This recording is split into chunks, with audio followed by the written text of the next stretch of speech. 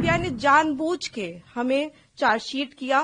CBI ने pressure में आके हम पे इनके कहने पे चार्जशीट लगाई। हमारे पास इनका एक एक रिकॉर्ड है। एक बार हमारी बात प्लीज सुन ली जाए, क्योंकि हम भी बेटियां हैं, 8 साल से इधर उधर भटक रहे हैं। उनके साथ देने के लिए तो बहुत लोग हैं।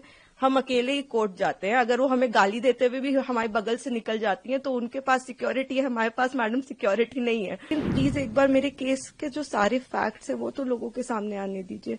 हम बहुत ही मुश्किल से जुडिशरी के पास गए थे। हमारे अपील में हमने सारे फैक्ट्स फाइल किए हुए हैं। उन्होंने अपनी टाइमिंग 3 बार बदली है। पहले उन्होंने कहा दोपहर 2 बजे, फिर उन्होंने एक मीडिया स्टेटमेंट दिया, उन्होंने कहा नहीं 2 बजे नहीं हुआ, शाम को 6 बजे हुआ। ये उन्होंने ऐसे इसलिए किया क्योंकि ऑलरेडी एक फोटो है मेरे पिता की कि वो मम्मी के साथ एक इवेंट में मौजूद है 2 बजे। फिर फाइनली उन्होंने जब एफआईआर लॉन्च की उसमें समय बदल दिया, 8 से 8:30 कर दिया। रिकॉर्ड पे है कि जो मेरे फादर की लोकेशन है, वो जो अलेज कर रही है जो जगह, उससे 17 किलोमीटर दूर मेरे फादर की लोकेशन है। वो खुद उस वक्त फोन पे बात कर रही हैं जिस वक्त उन्होंने ये टाइमिंग अलेज की है। तो इतने सारे सबूत होने, एम्स की रिपोर्ट है जो बता रही है कि वो 18 साल के ऊपर है और वो खुद को माइनर 15 साल की बच्ची बताती हैं।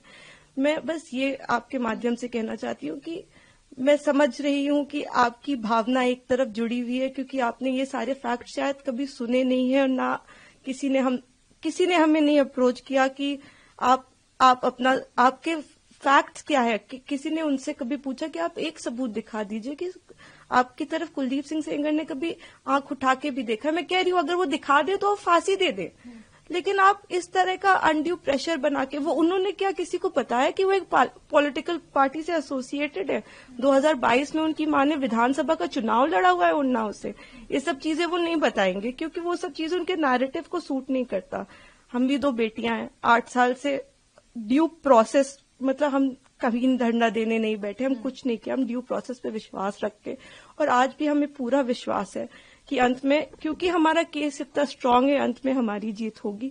लेकिन 8 साल हो गए। मैं आपसे हाथ जोड़ के विनती करती हूँ कि प्लीज एक बार मेरिट्स पे हमारा केस सुन लिया जाए। हम कोई दरिंदे नहीं है, हम भी नॉर्मल परिवार हैं और वो हमें कुछ भी पावरफुल बोल ले या कुछ भी कह ले, असल बात तो यही है ना कि 8 साल से इतने सबूत होने के बावजूद वो जेल में बंद है क्योंकि एक बार आपने ऐसा झूठा इल्जाम उन पे लगा दिया। इस केस में इन्होंने स्टेटमेंट्स तो अपने बहुत सारे बदले ही हैं, जो कि आप अगर मुझसे कहेंगे तो मैं आपको डिटेल में प्रोवाइड कर दूंगी।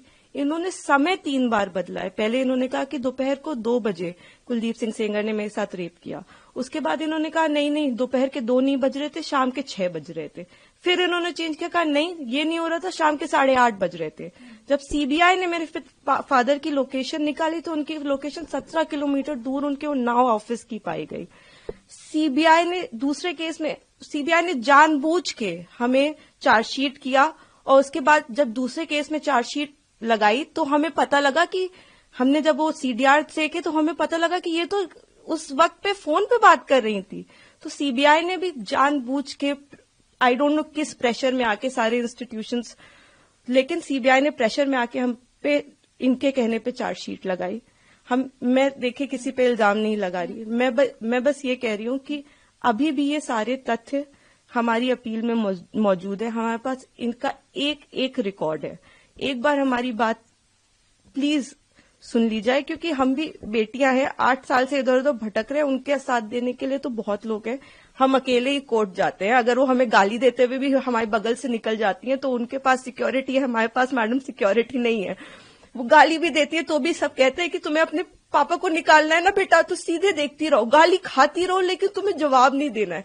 हमने आज तक किसी को जवाब नहीं दिया, यही सोचते हुए, क्योंकि हम प्रोसेस में कि हम हर चीज सही ढंग से करेंगे, हम किसी ऐसे वैसे लोगों के पास नहीं जाएंगे, तो कहीं ना कहीं इतने सबूत है इसमें कि हमें जीत मिलेगी।